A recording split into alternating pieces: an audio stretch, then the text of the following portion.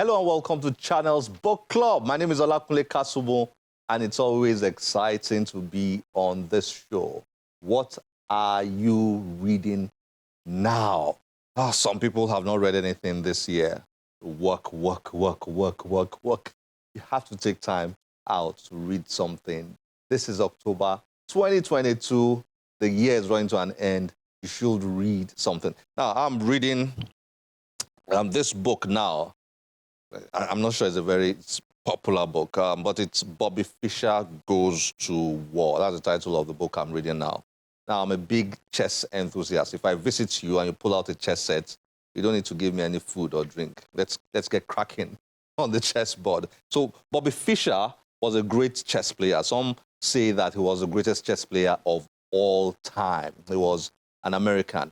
At the time when the Russians used to dominate global chess, Bobby Fischer emerged as the young American genius who challenged the Russian establishment and became the world champion. He learned Russian language, began to buy Russian books and magazines written by great chess masters from Russia. He read everything, and he was very prepared to take on the Russian establishment. Now, what made it interesting was that at that time, in the 70s, was when the Cold War between Russia and America was it was very serious then. So there was a Cold War that transcended politics, to the arts and science and, the race to the moon. Remember, in the late 60s, who will get to the moon first? In the early 60s, late 60s, dovetailing into the 70s, and all that. So Fischer broke that Russian dominance in chess and became the only American grandmaster that became the world champion at that time. So people say he is the greatest of all time. Now, this book tells the story of when Bobby Fischer took on Boris Spassky for that world title. But let me not bore you with that if you're not interested in chess. But I'm saying all this to say that, you can find a book on everything. Whatever your interest is, you can find a book, whether it's chess or football or photography, traveling, cooking, architecture, whatever your interest is, you can find a book that will keep you, that will catch your attention, because that book deals with an area of interest. I was speaking to a young boy the other day, and I said, "What do you like?" He said, "Football." So I went to buy a book on Alex Ferguson, and he started reading it, and he really enjoyed reading the book. And from then on, he began to read more. So there's a book for everybody. Find your own book and enjoy it. But from chess to poetry, the biggest prize in Africa, the Nigeria Prize for Literature, sponsored by NLNG, Nigeria Liquefied Natural Gas Company Limited. NLNG has been sponsoring the Nigeria Prize for Literature since 2004. Such consistency in a country like this. And the prize winner goes home with $100,000 and bragging rights. What a way for writers to be rewarded. And the Nigeria Prize for Literature has been on. It rotates from the winner this year might be drama, and then it moves to drama to prose, from prose to children's writing, from children's writing to poetry. Maybe not in that particular order. But for this year, it is poetry. And entries were taken from across the country, and Nigerians overseas came to, it's also open to Nigerians overseas. And this year, 11 writers were longlisted, and eventually 3 have been shortlisted. From amongst these 3 will be one winner of the big prize. This year, the 3 gentlemen who have been shortlisted happen to be very good friends. And they are with us on this show today. We've invited them to speak to them on their expectations for the prize, their works, their views about literary prizes generally, and a host of other things. Please hang in there and enjoy this conversation we had with the shortlisted writers for the 2022 Nigeria Prize for Literature. Yeah.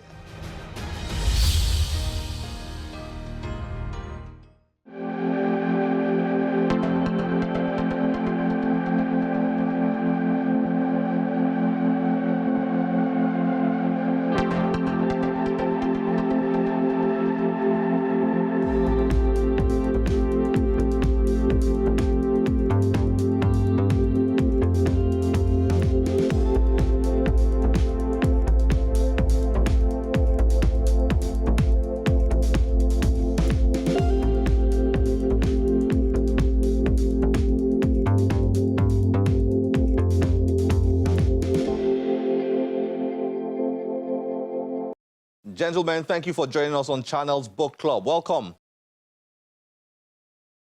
Thank you. Thank you very much. It's great to be here. Sadiq, Swedi, and Romeo, congratulations. You are the 3 writers who have been shortlisted for the 2022 Nigeria Prize for Literature. We like to call it the biggest literary prize in Africa. Congratulations. It's been quite a journey. Romeo, what does it feel like being shortlisted? It's beautiful. I think it's a thing of joy. I feel like a lot of us, we've been writing out of the country for a couple of years now, publishing in spaces.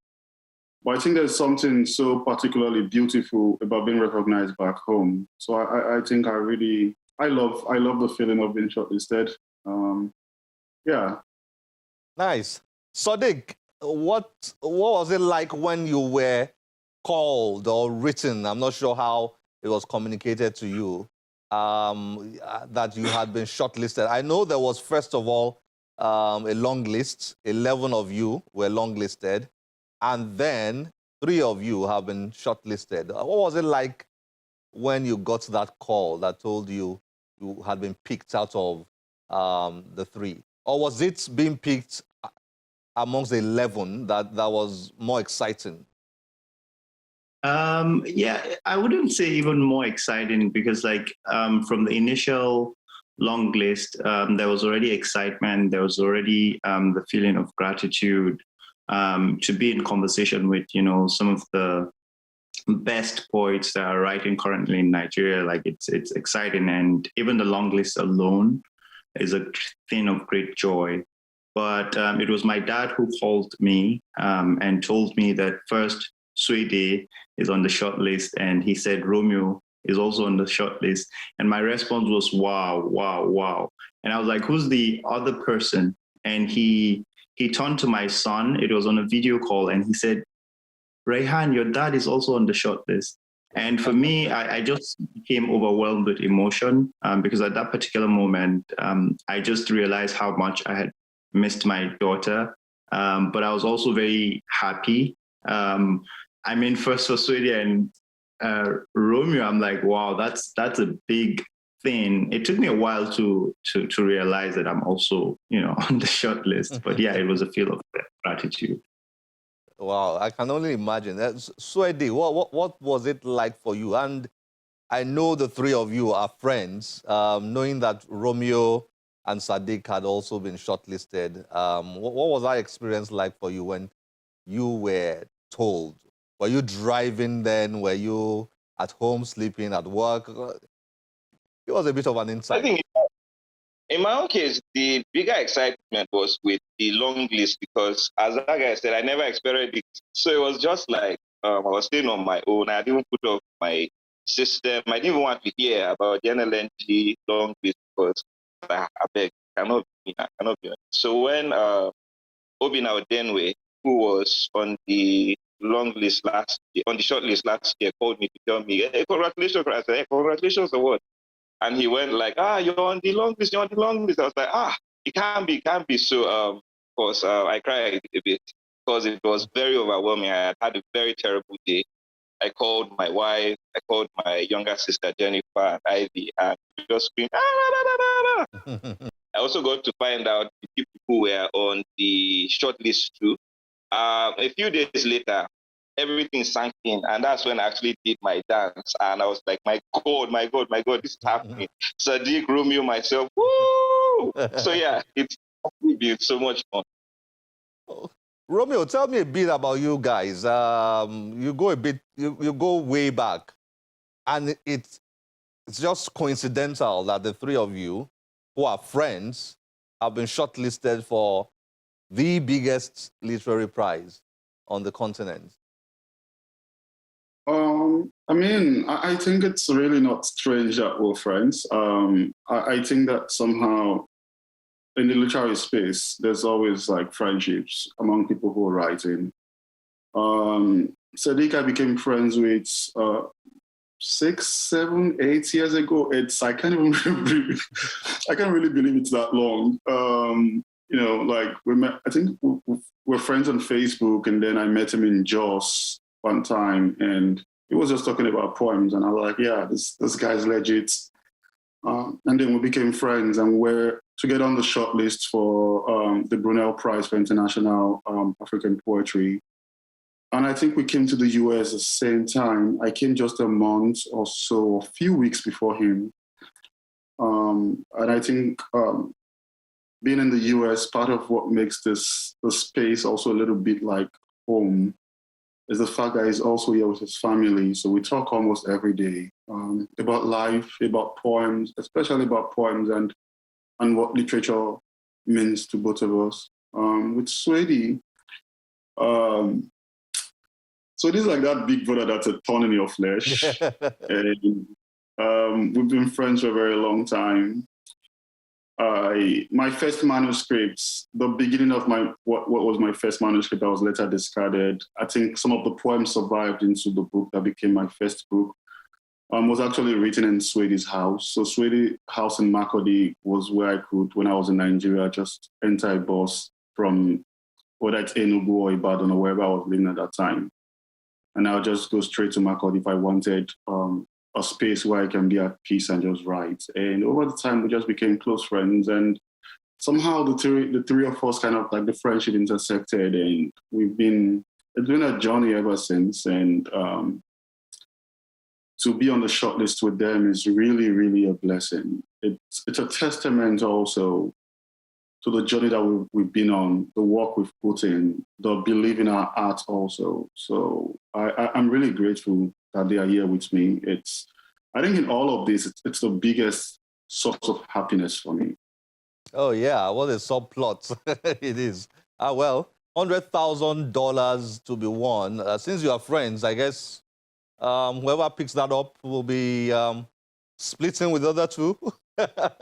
Anyway, I'll leave you guys to deal with that. But Sadiq, what do you think about the Nigeria Prize for Literature? This prize has been important to Nigerian writers for some years now. But there have been conversations around the prize and all that. What do you think about Nigeria Prize for Literature and the significance, the importance of such prizes in developing and promoting literature in the country? Mm-hmm. Yeah, that's a good question. And what I realized coming to America is that when people say that's a good question, that's probably a tough question. But I can answer that easily because I know when the conversation around NLNG, the Nigerian Prize for Literature, is being done, there's like a lot being made about how much the prize money is. Make no mistake, $100,000 is serious money. But I think over the years, the prestige of the NLNG has, gone far beyond the pause money because now it's like a really serious cultural event, and the way that it motivates writers to put out books, not just books, but good books. I think also the longevity of the prize also is a testament, to how committed the NLNG is in promoting literature. I just think, maybe more corporations would take cue from that and support the arts around Nigeria, because all the time, like people don't realize how much soft power that, things like this afford a nation. It's actually very important. I think every civilization that is not well documented would perish ultimately. And so to have a sector of the Nigerian corporations sponsoring this, it's really noteworthy, and I think it's a good thing.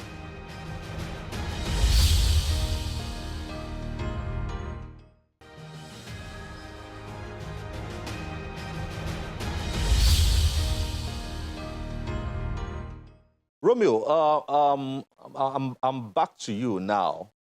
Poetry is tough for some of us.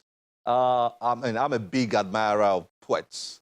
I always jokingly say that I don't have a strand of poetry in me. So I'm a big admirer of poets like yourself. This year is about poetry. This competition this year is all about poetry. Your books are collections of poems. What is life like for a poet like you guys? Your books are collection of poems. You've created these poems over the years. Can you give us an insight? Can you take us on a short journey into the life of a poet and how a prize like this, which is not, I mean, it moves from prose to drama and then comes back to you, to children's writing and then comes back to you poets, you know, to have a reward for poetry, to have such a big prize for poetry. What's that like? I think, first of all, which has been said again and again, that this is like the golden age for poetry in Nigeria at the moment. So I think there's a very huge part of the people writing right now, especially the young people. There's a huge part of that population that are poets and writing poetry. I think I don't know if I can really tell you what the life of a poet is like. I think I can only tell you what my own life is like, because I think that we all bring our different cultural practices, different lived experiences, you know, what the different things we're also reading, because not everybody read the same thing, and different life journeys into what poetry is for us as a person.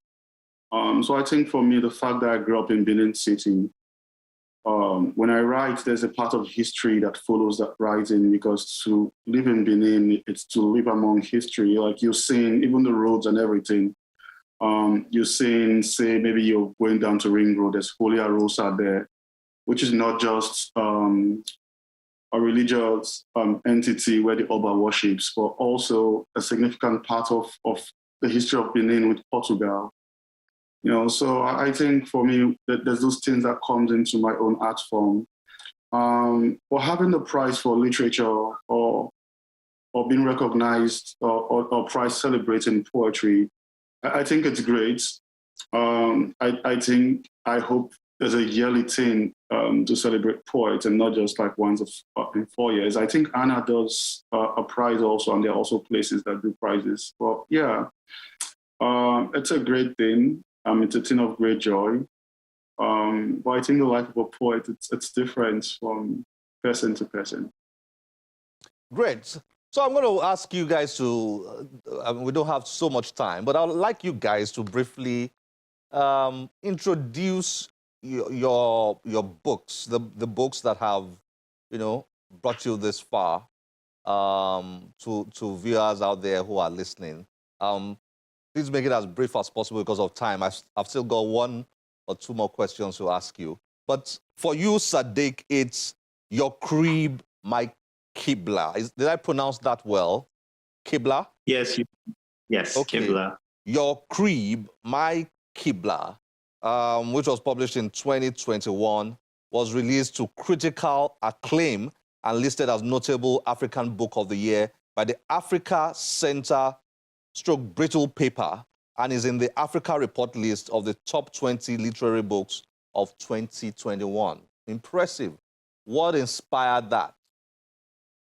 Your book? Well, I'll just talk about what the book focuses on, which is the death of our daughter, Bahara, which occurred in 2017. The book, Unyielding Aspiration, is to perpetuate her existence even after being swallowed by death. I wanted to preserve her in the world, to continue to be acquainted, you know, with both the memories that we've shared together, and so that, you know, even strangers who have never met her before would be able to hear something about this person that I thought was going to be a great person in the world, but ultimately was snatched from our clutches by death. So the book just chronicles my experience and my way to deal with that loss. Wow, so sorry for that. Very sorry to hear that. It's very touching, very moving. Suede, let's talk about your own book, Memory and the Call of Waters, published in 2021. What inspired that? What's that about? It's basically a collection that looks at personal and collective memory in the sense of, um, most of my life has been bordered by water from Benue. Benue here, when I was schooling in Ghana, there was sea by right shore and just several places. Plus, more important, water is one of the major things that we are composed of. So I just thought of how I'd be able to put together some of the more significant memories that I have, and also put in some things that were happening to my, because as everybody knows, several killings, Benue, by suspected headsmen and stuff, and other things that go on that are reported. In addition, there are some other parts of the Oibo life that we don't get to see: depression, suicide, and all those other things. So what I set out to do with this collection was basically to collect all of these things, to talk about love, talk about hope, talk about despair, but at the end of it all, to ensure that readers get to see that there's more to life than what they think it is. And no matter what happens, if we play our cards right, if we think right, if we keep having that faith, then things will definitely work together for us. Interesting. Well done. Final notes, Romeo. Is there a butterfly in your tummy? Are you anxious? Or whatever will be, will be. Is that your attitude right now? I mean, I've never been anxious, to be honest. Like even when the long list came out, I was just like, oh, there's a long list. Oh, we're there, okay. And then the short list also. I think after that initial period of like, oh, that joy of when I first heard the news, I think there was a part of me that just resigned to the fact that anyone who wins is part of me in a way, so to speak. And so because of that, there's a kind of like joy in my heart, because I feel like, because Swedy was talking about the whole emerging writer thing, I feel like there's something to be celebrated about the fact that in a country of millions of people, and out of a 4-year span, that the 3 books on the short list, or 3 books who are the finalists, are people from a particular set of people who've been writing and who right now the spotlight has been shined on. And I hope that after this, a lot of writers who are also termed, for lack of a better word, young, will also be accorded the same recognition and respect that have been accorded to the 3 of us. So yeah, I'm looking forward to the award night. It's kind of shaping up to be something fun. So I'll be somewhere watching. You just enjoy yourself. Yeah. You've all said the right things. Great spirits, the 3 of you have. Right attitude, the 3 of you have. It's great to be where you are right now, whatever happens. So congratulations. Nothing like working and then being recognized for your work. It is so encouraging, so inspiring. It just tells you during those difficult moments that you will still experience going forward, that it's going to be worth it one day. So well done and congratulations. It's been nice talking to the 3 of you. I wish we could go on and on and on. Thoroughly enjoyed the conversation. And I wish you all the very, very best. Thank you. Thank you. Thank you. What a pleasure speaking with those 3 brilliant gentlemen. One of them will be picking up the big prize this October and will be there to attend. And of course, we'll be back to tell you who won the big prize. Poetry has always fascinated me, and I'm getting a lot more interested in poetry, and I'll be trying my hands. I've always said I don't have a strand of poetry in me, but maybe that's not true. Let me dig deep in and then write my own, and I'll go in for the prize. $100,000 can do me good right now. All right, this is where we draw curtains on the show today. As always, we'll be delighted to get your feedback on any of our social media platforms displayed on your screen. My name is Olakunle Kasumo. Remember, one great book can change your life. Bye-bye.